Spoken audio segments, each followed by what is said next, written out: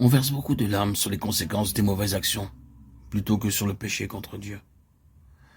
Vous êtes allé au Seigneur avec des larmes amères pour quelque chose qui a été fait.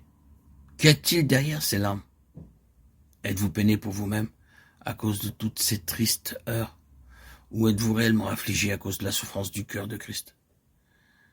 Avez-vous appris à regarder le péché et tout ce qui n'atteint pas à la gloire de Dieu comme une blessure au cœur de Jésus?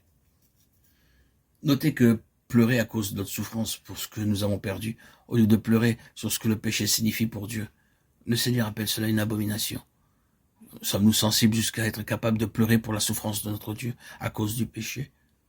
Ceci modifiera très considérablement notre relation à l'égard d'autres enfants de Dieu. Êtes-vous allé pleurer dans votre chambre pour quelque chose qui, dans un enfant de Dieu, est une affliction pour le Seigneur? Avez-vous jamais été amené dans une telle union avec le cœur de Jésus? Comment ne voyons-nous pas que tout ce qui n'atteint pas à la gloire de Dieu dans quelques enfants de Dieu nous concerne, parce que cela blesse le cœur de Jésus? Nous devrions souffrir avec les autres membres du corps et ne jamais parler de leurs mauvais agissements sans un cœur brisé. Pourquoi pleurer ces femmes? Et voici, il y avait là des femmes assises qui pleuraient. Tammuz, Ézéchiel 8, versets 13 et 14. Ces femmes pleuraient pour elles-mêmes. Oh, si seulement le Seigneur nous élevait à lui comme notre environnement, loin de nos égos étroits et mesquins, en union avec son cœur, afin que nous connaissions quelque chose de ses cris et de ses larmes, quelque chose de son Gethsémane et quelque chose de sa croix.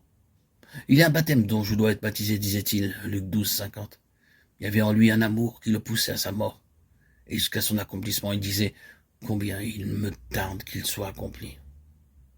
Il savait qu'à travers sa mort, sa vie serait libérée pour ce monde qui se meurt. Et il me dit « Abomination plus grande que celle-là ». Et il me conduisit dans le parvis intérieur de la maison d'Éternel, et entre le portique et l'autel, il y avait homme tournant le dos au temple de l'Éternel et le visage vers l'Orient.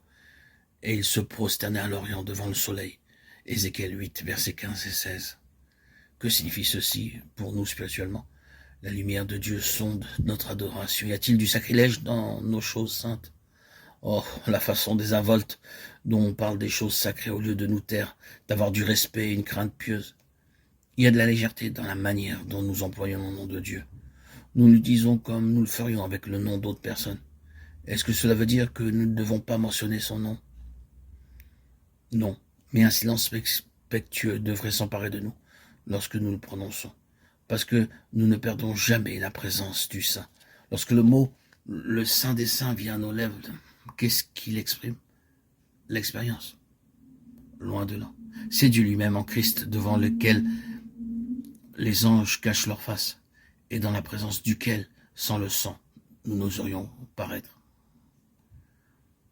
S'il y a quelque chose qui manque de nos jours, c'est bien le saint respect et la crainte pieuse. Voici sur qui je porterai mes regards, sur celui qui craint ma parole. Ésaïe 66, 2.